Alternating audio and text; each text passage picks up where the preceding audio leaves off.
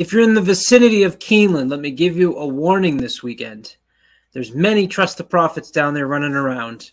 So look out for them. Find Keith, find Sean, find El Hombre, and tell them that you watched this episode of Doubling Down so you can give them a little schooling of who's going to win the Bluegrass Stakes. Trust the Prophets is proud to be sponsored by Game of Silks. Go to silks.io to get in the game. Real ownership, real races, real rewards.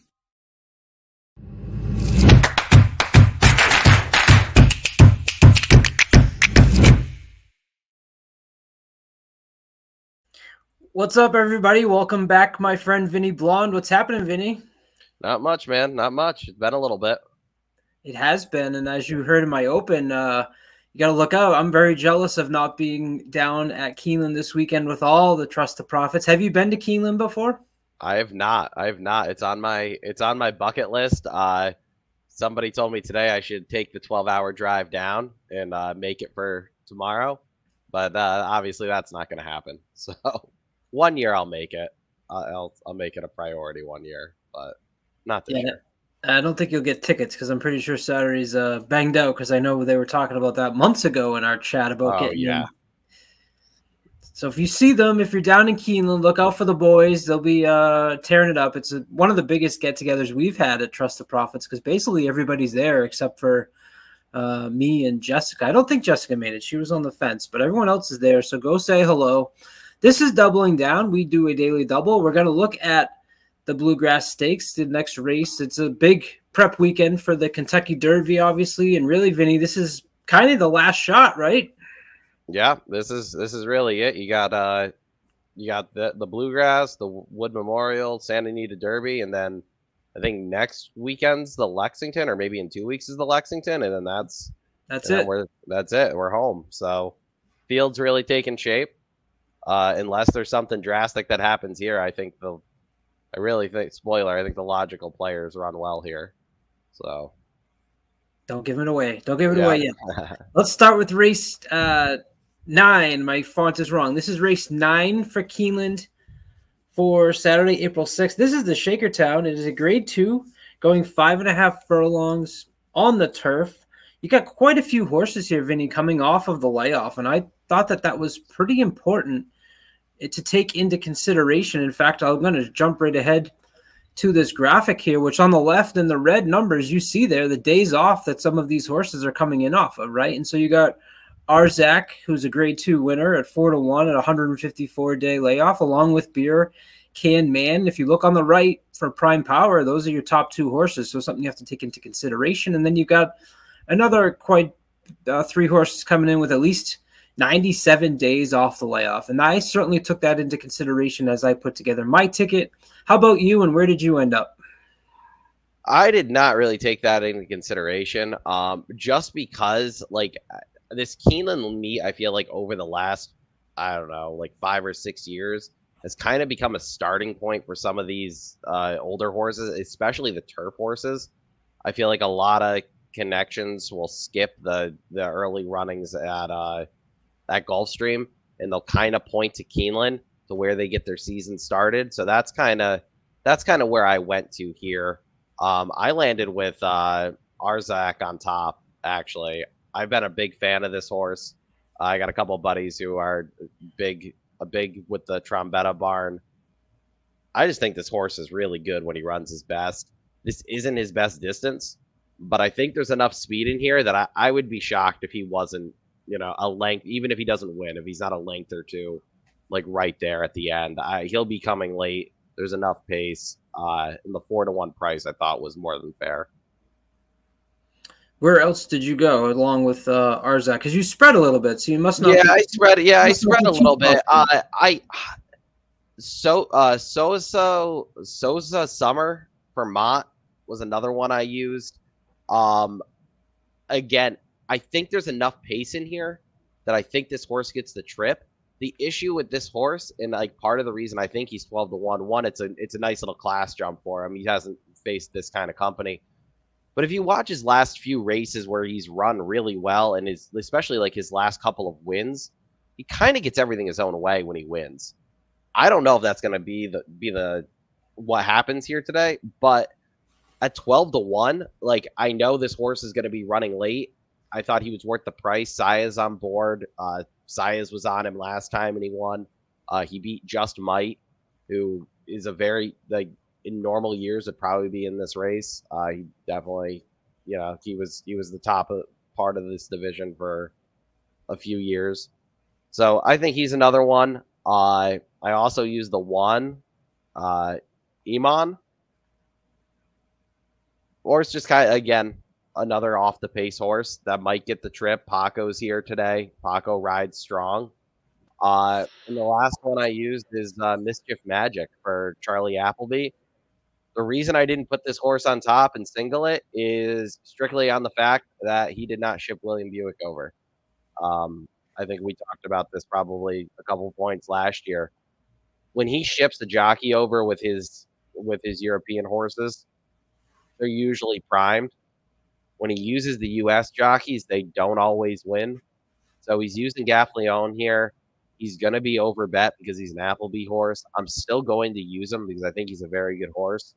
But I feel like if you're going to beat this horse, this is the time, because I feel like his next start, he'll probably have Buick on him. Yeah, I went with Mischief Magic, partly for what I said before, where you have a lot of these horses with the layoffs, and this horse is coming in form. This horse has been racing. Sure, that's a great point with the jockey, and maybe that is why the numbers are so inflated, but Appleby on shippers to U.S., 29 races, 59% with a 1.6 positive ROI and 86% in the money. Yeah, and that's why I couldn't leave him off. I mean, like, this is one of those horses, it wouldn't surprise me if he's just much better than everybody else. But, like, if he shipped Buick, I probably would single him here, to be honest with you. That is just something I've noticed the last few years with Appleby, is like when he ships like Buick over to ride, they're pretty good. When he has to use when he uses another jockey or he doesn't put Buick on him, the horse doesn't always win. I forget who it was last year on the Naira circuit. Horse ran a couple times without Buick, and then Buick shipped over for, I think it was like Belmont Day, and he just the horse absolutely cruised. So just something I've been looking for with Appleby shippers. Or maybe he knows he doesn't even need Buick to beat the rest of this. Yeah, field. Right. Exactly. He might not. He might not. Again, that's why I'm using him. The horse has got a tremendous back class, in my opinion, compared to most of these others. I decided to also use a little sneaky horse in here, and that was the number 9, Panther Island. I thought that this horse was interesting. I didn't see a ton of pace, actually. I think your pace might actually be coming from that outside horse, the 12, and being all the way on the outside is not really great here for a horse that's not the fastest, that's going to need to maybe get over, and I don't know that that's really going to create this burst of speed up front, but Panther Island's a horse that will certainly be forwardly placed. He is 10 for 12 in the money. Now, granted, those are some optional claimer races, but the last 3 have been stakes races down at Gulfstream Park, going 5 furlongs on the turf, so a little bit of stretch out. But I love the Spiketown Ghost Zapper mix. To me, that's just speed. So I will take a shot there with Jose at 8-1. Jose did ride this horse prior last year, actually in a similar race that this horse just came out of last time, where he ran against a majority of this field with Coppola, Yes I Am Free, finishing second actually in a dead heat in that race at Gulfstream. Those are the only 2 I'm going to use to get through. I'm very confident with Mischief Magic, but Panther Island kind of just jumped off the page at me, and at 8-1 for a trainer that actually suddenly has 2 wins at graded stakes. A trainer I'm not necessarily familiar with. I don't know if you are, Laura Cazares. Yeah, not super familiar, but I can't fault you for using this one. I mean, horse definitely fits. Yeah, absolutely. So we'll try to get by with a price there. Obviously, now we're going to move on to the marquee race here for Saturday. That is the Bluegrass Stakes. Look at this, Vinny. A perks for the Silks owners of $10,000, $10,670. And look at Hot Dog Stand there on number 8, Epic Ride. Vinny, the Hot Dog Stand just had Muth. And so they just took down the part of that $10,000 purse Ooh, nice. In Arkansas. Now he comes back with Epic Ride. Obviously, probably not as good of a shot as he had with Muth, but certainly for the hot dog stand, who you can follow. That's Dragon Hot Dog on your Twitter. Someone that is I gotta make sure that that's the same person, because he's Dragon Hot Dog. I don't know if his name in Silks is the hot dog stand. You know, you get used to all these names that they have on Twitter and they use on YouTube, and then they're using in Silks, and I'm like, are you guys all the same people? You see Alpha 15 times on these standings. Oh, that's funny. But obviously you got some good opportunities here with the House of Fred top 10, who brings in Dornock. Alpha Racing comes back with Seize the Gray, right? A horse trained by Dwayne Lucas, who now is looking for maybe his second horse to get into the Derby. And then Sierra Leone is not owned in the game of Silks, but obviously this is the two that we're going to be paying attention to, Sierra Leone and Dornock. Of course, they had that huge, awesome stretch battle with Dornock edging out Sierra Leone. That was only Sierra Leone's second race, I believe. So obviously Sierra Leone's gone a little on the path and gotten a little experience, and Dornock ran down at the Fountain of Youth in a race that who my horse Locked was scratched out of, obviously, and that race kind of fell apart. So you got to make a determination on what you do with Dornock. I'll save my thoughts first to let you give us yours. Yeah, I mean, Dornock winning would help me. I'm in a fantasy horse racing league, and I have Dornock. He was my first round pick with pick number 10 of the first round. So I would love if Dornock won here. I did not use him. I think he'll run well. He just doesn't seem like the horse quite. He's not a flashy horse. He's a fighter, but he's not a horse that's going to win races by, he doesn't have a burst of speed to put horses away by like 5 or 6. He's got a fast one pace, in my opinion. So I went with Just a Touch and Sierra Leone here. Brad Cox shipping in 2 horses that I thought would definitely run in other places. I thought for sure Just a Touch was going to run in the Wood Memorial, and I thought Encino was going to run in the Jeff Ruby. Ships them both in here to run in the Bluegrass. Gotta think he thinks both of these horses have a legit chance. I'm only using Just a Touch because I've been very impressed with Just a Touch. I thought the difference in the Gotham last time out with him and what's the Clement horse's name that won that? Deterministic. Yeah, a horse I love. I thought the difference there was the trip. Deterministic stayed inside and Just a Touch got swung wide. They finished pretty much evenly, even though I think Deterministic won by like a length or so. But it was really that on the turn where Just a Touch had to go super wide, and then that was Deterministic snuck up the rail, and that was kind of it. So I really thought that was the difference. I think Just a Touch is really coming into his own. And Sierra Leone, I said this when Chad Brown shipped him originally last time out for the Risen Star. Like, Chad Brown doesn't ship horses out of New York unless they're really good. Like, this is the same path that Zandon took. Risen Star, Bluegrass. This horse is really good. I'm really not trying to beat him today. I think they run 1-2. Interesting. So I love Dornock. I think Dornock's been on my number 1 for Derby for a bit, and I am playing a little bit of the. I think he's getting a little disrespected because of the Fountain of Youth. Okay, he didn't have to do much. What did they expect him to do in the Fountain of Youth? He basically, for the most part, has had it easy in order to get the points to get into the race. Okay, and coming out of that race, the goal for that race was to set him up to learn how to follow a leader, not be the leader. Okay, yeah. So the race fell apart. Danny Gargan literally ran down the stairs and said, "Louis, just go, right?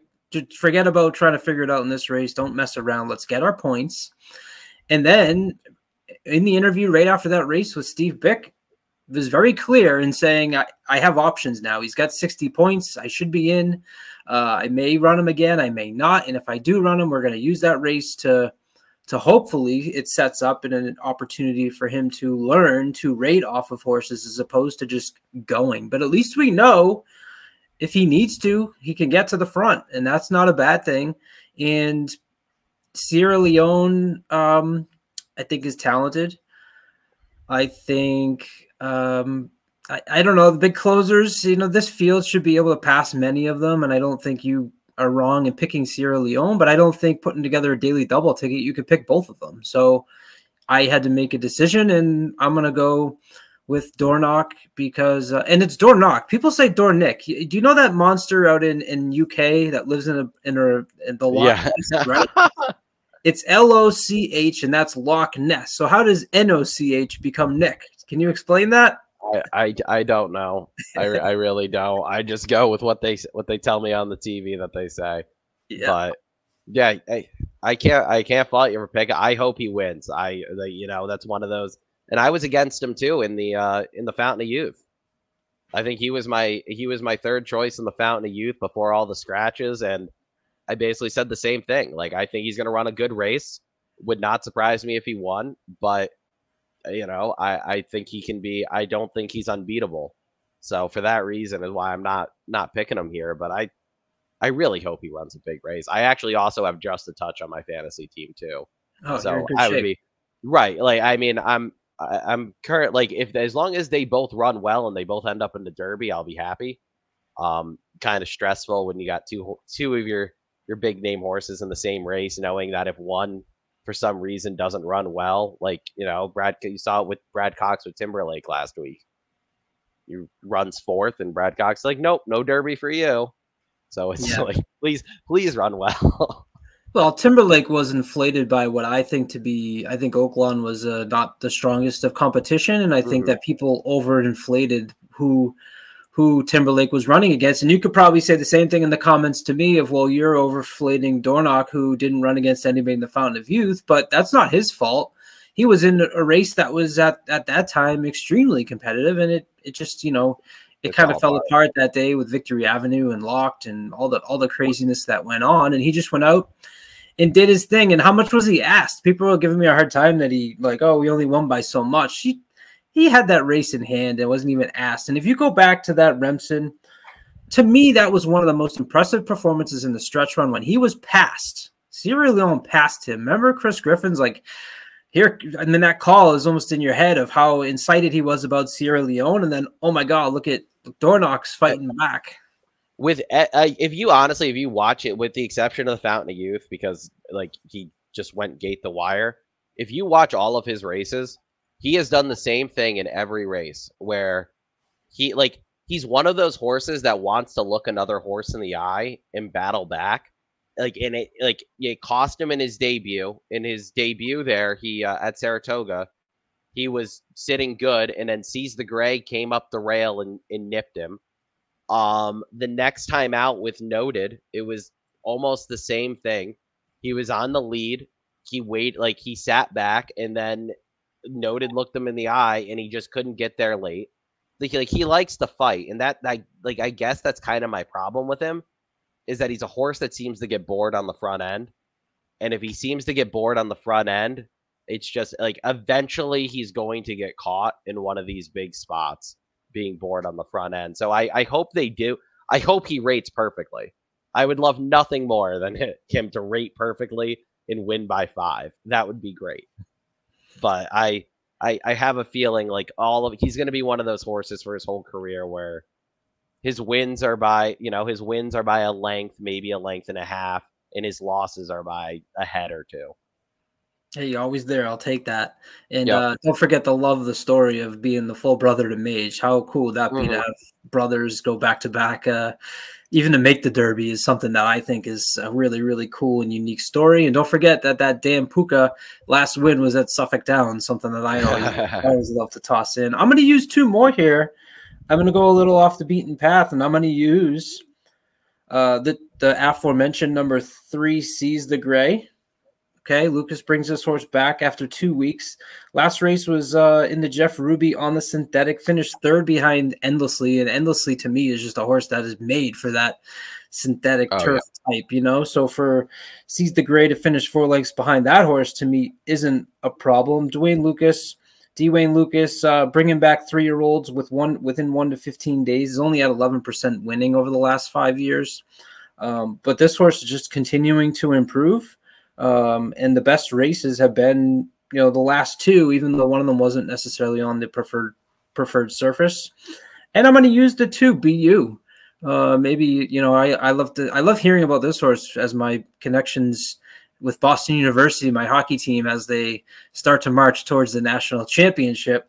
BU is a horse that has kept running into good horses. So it took a while, if you look on paper, to break the maiden, but there was 2 grade 1s in there with the Hopeful and the American Pharaoh. And Vinny, you remember Nutella Fella? We talked about this horse in Saratoga. Timberlake's on the list there. Muth, lost to Nash, who, whatever you want to say about Nash, Conquest Warrior, Antiquarian, before finally coming back and winning. And maybe that shows that BU is not just up at that top tier, but I think this is a pretty solid horse. And I think that really good works. Last 2, March 22nd, March 30th, a couple bullets out of 1 out of 38, 1 out of 20. This horse last time is close to being in striking distance in the stretch, and I think with a little bit of another improvement, could certainly be there at 8-1. I'm taking a shot. It's a little bit of a not as confident, but why not with BU and Seize the Gray as 2 opportunities? Like I said, I'm not going to put, you could go Dornoch, Sierra Leone, and either of those are going to be on top of these 2 picks. But from a ticket structure, that's just how I prefer to try to hit something on the double. Any interest in any of those 2? Seize the Gray is interesting because Lucas is going to run this horse in every eligible spot basically for the rest of the year. Say just like Just Steel. They don't really run bad races. You're usually not good enough to win. But the horse, he's got a couple talented horses. It would not surprise me. I think he's kind of one of those benchmark horses this year, just like Just Steel, in my opinion. Like, if you beat Just Steel, okay, you're probably, like Muth, like you're probably in the top 10 for this crop. You don't beat them, you're probably behind at least for the classic distance, you're behind them. I kind of feel the same way with Seize the Gray. Endlessly is great. I wish he was a dirt horse. I just don't think he is. But yeah, I agree with you on BU. He's one of those ones. He had a ton of hype on debut, and he lost on debut to Just Steel. And then he just never really found his going, really. Like you said, he lost a couple really good horses. Finally put the pieces together last time out. And my only concern with BU is I think he probably doesn't want to go 1 1/8. I think kind of the mile is going to be like the 7 furlongs to a mile, in my opinion, is really what this horse wants to do. I think even though he's got Curlin on the top, he's got Congrats on the bottom. He's out of a Congrats mare. I think he might be a 1-turn horse. I think if he runs well here, I think there's a possibility we see him in the Pat Day Mile, because I think that race is shaping up to be fantastic. But yeah, that's going to be, he's one though. If BU wins, nobody's going to be, I don't think anybody would be super surprised by it. So yeah, both of those make complete sense. Any concern that Sierra Leone is getting a little bit overrated out of that Risen Star race where, Catching Freedom was in that field, but you can probably knock down Track Phantom now. Obviously, Hall of Fame hasn't come back after that huge debut. Anna Marie was in there, who's run well, but that was kind of it from a Risen Star, talent standpoint. And I'm kind of thinking a little bit of Timberlake in the back of my head, saying maybe the attention of those races that occurred in February are leaving impressions on folks that are, false flags. Yeah, I mean, I'm curious how pace dependent he is, and I think that's why Chad also entered Good Money here.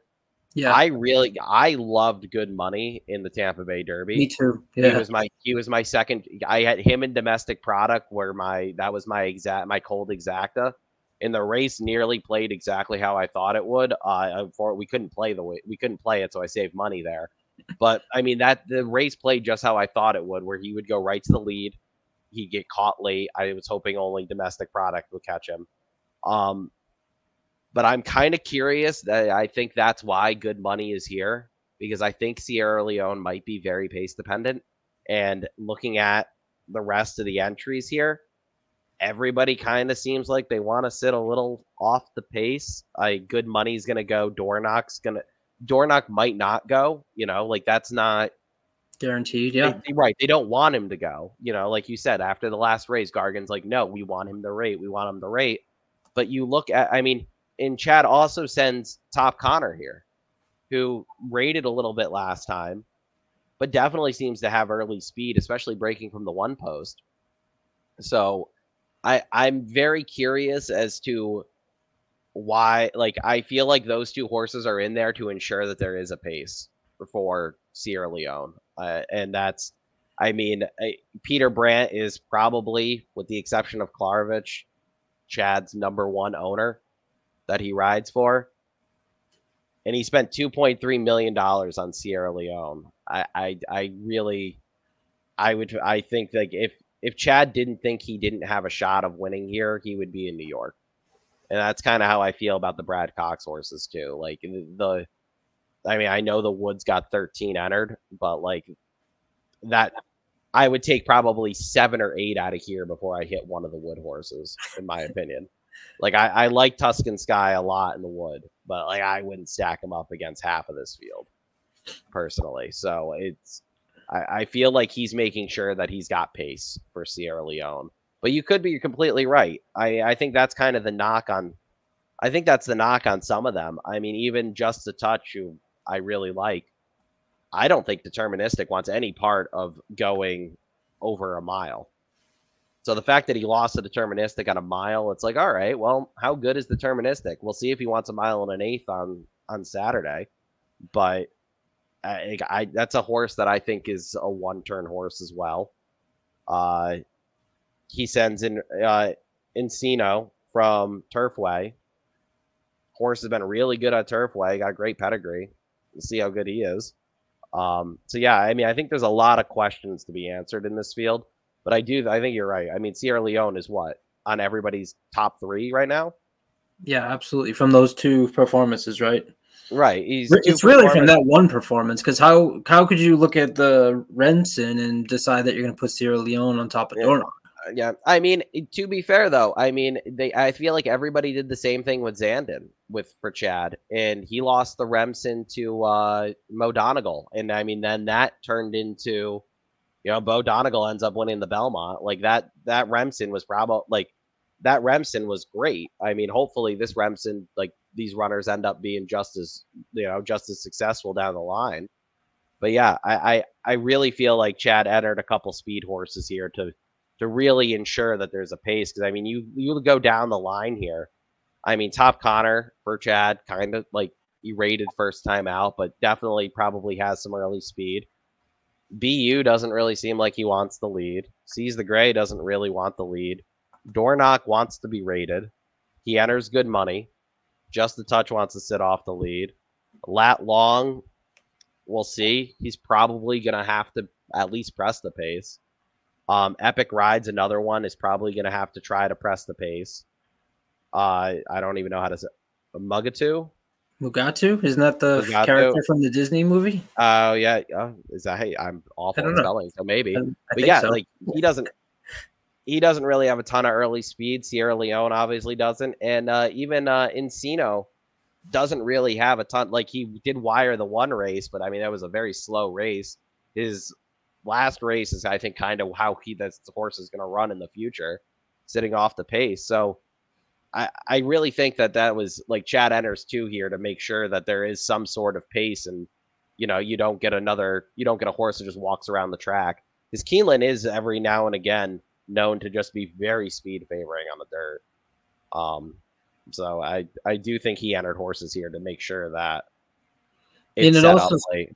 Yeah, it also speaks to how it's a pretty wide open 3-year-old crop, and I think this is good for the sport to build, because you might only get one that goes after the 3-year-old season. If all of these kind of just keep beating each other, hopefully they all keep coming back to the track, and we have a very exciting summer of competitive races as we go through your circuits.